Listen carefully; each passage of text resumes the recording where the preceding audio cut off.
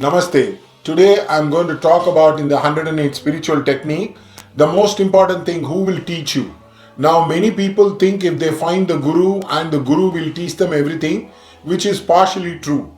If you find a guru like that of Milarepa or like Padmasambhava or like the great Mirabai or probably even when Ramana Bhagavan was alive, it would have been a different story. But since you do not have a guru, God Himself becomes the guru. And what are the things which teach you the guru? The love will teach you about God. The pain will teach you about God. Suffering will teach you about God. The limitation will teach you about God. There is a beautiful song by Kabir. He says, who else does not talk about God? Everything is about the echoes from the God. Yes, the birds talk about the God, the beast talks about the God, but that which stirs the heart, that which brings tears into your eyes, the pain and the limitation of this life will teach you more about God. The karma, the navagrahas, and the suffering from what you want to be and what you are is more helpful in the teaching of life. That's why I always say it is the sadhana which is important, not the bodhana which is important. It is a coach which is not important, and it is a match. Remember to do your sadhana every day, and every day it will teach you something very beautiful. The diversion, the distraction, the inability to move towards the higher purpose of life, treating this life as an illusion, treating this life as if a tip on the dewdrop of the grass, as apparitions, as a dream like. It's very, very tough.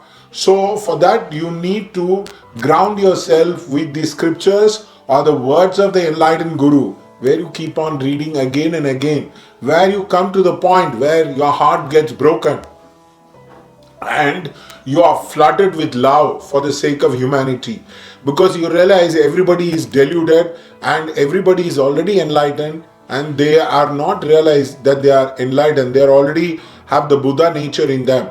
The problem with many people is they don't do sadhana. Once they do sadhana, they want to become famous, they want to be rich, they want to, what you call it as, propagate themselves as the next avatar, and without even knowing what the technique is all about, they want to talk about it. I saw one video, in that one Guruji is talking about on meditation on death.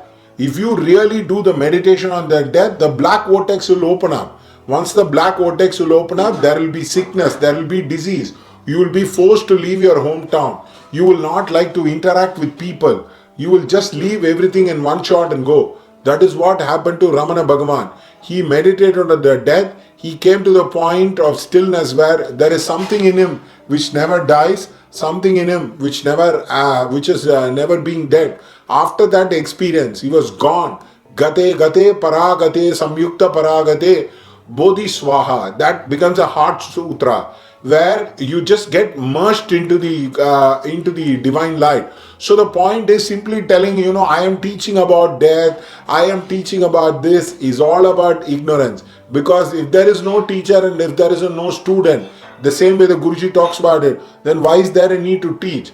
All these people talk about teaching, enlightening, because they want volunteerism, they want to take money in the name of donation.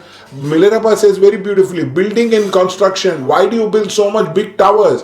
Why do you build so much of big building? Why do you need disciples when everything is an illusion? Why don't you shut up and do the sadhana? Now it's very, very difficult because they cannot do the sadhana. That's why they're getting distracted with helicopters, with Hummer car and everything. When you're doing sadhana, where is the time to travel? Where is the time even to remember the world? Because you'll realize this is a karmic buffer time I have. I have a limited amount of time, maybe 10 years, 5 years, 2 years, 1 year. After that, I am gone. I am gone like the wind. And our life is not to live and die in regret.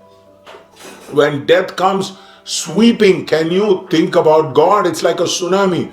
You jump into the swimming pool. Can you remember your mantra? Can you remember your prayer? It's very, very difficult. As your physical body, the earthly element is dissolving and you're moving into the bardo, it's very, very difficult. So remember, what helps at the time of death is your sadhana. What helps you to cleanse the suffering is the sadhana. What helps you to treat this world as an illusion and not a permanent abode is the sadhana. All that persons like me can do is to inspire you to sit down into the practice. But the practice belongs to you. Every day you need to practice, because the delusion does not go by overnight. If the delusion were to be overnight, all the people, including Jesus Christ, Buddha, Gautam the Buddha, Krishna, would have broken the barrier and said, the moment they hear my words, may they all get enlightened. But we are yet to come into that level of human consciousness. We believe in war, we believe in dichotomy, we believe in religion. What COVID has told to many people in a very subtle manner is the world is impermanent. I can take everything out of your hands just like that. Your routine can be broken, your love of money can be broken, your love of travel can be broken. You'll be face to face with yourself. So the point is, you have to come to the realization that it is not any kind of bodhana which will help you, but really sitting down and praying again and again. And the spiritual warrior, he believes in his prayer mat, believes in his mala, believes in his spiritual technique than anything else. Remember, don't get lost with all these gurus who try to tell you collect all your money and try to dump all their bad karma and steal your good chi. Don't believe in them, because they do not want you to practice. If you practice, why would you go ahead and do any kind of volunteering for them? It's just not doing morning 2 hours, evening 2 hours. Is it going to satisfy your spiritual soul? You want to be a spiritual millionaire. You want to be a spiritual billionaire. You want to be God himself. So, if in that sense, how can this small effort is going to take? But keep the effort, keep it moving, and one day when the Pentecostal fire opens up, the divine light opens up from the Antakarna, and when it fills you across, you realize Aham Idam Sarvam Vishnu. Everything is nothing but God. Till we come to the point, we have to understand, like the Patanjali says, Vairagya and Abhyasa. May you all have Vairagya, may you all have Abhyasa, and may you cut through the clutter.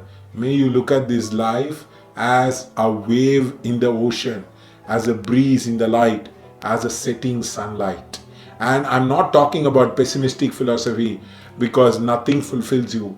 Everything is like a salt water. You go on drinking, yet the thirst of life is never gone.